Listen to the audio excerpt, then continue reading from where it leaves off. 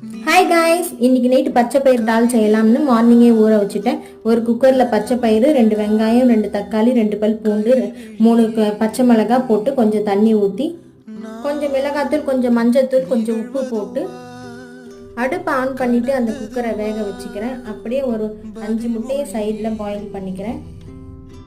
Cooker 3 whistle வந்ததும் சைடில் ஒரு பேன் வச்சு அதில் கொஞ்சோண்டு எண்ணெய் ஊற்றி, கொஞ்சம் கடுகு, 2 காஞ்ச மிளகாய் போட்டு தாளித்து அந்த பச்சை பயிரில் ஊற்றிட்டு அப்படியே அந்த குக்கர் எடுத்து அடுப்பில் வச்சு கொஞ்ச நேரம் பச்சை வாசனை போகிற வரைக்கும் நல்லா கொதிக்க வச்சுக்கலாம்.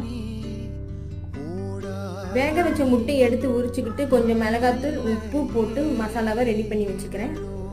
அடுப்பை ஆன் பண்ணிவிட்டு தோசைக்கல்லில் கொஞ்சம் எண்ணெய் ஊற்றி முட்டையை நல்லா 2 பக்கமும் திருப்பி போட்டு நல்லா ஃப்ரை பண்ணிக்கணும்.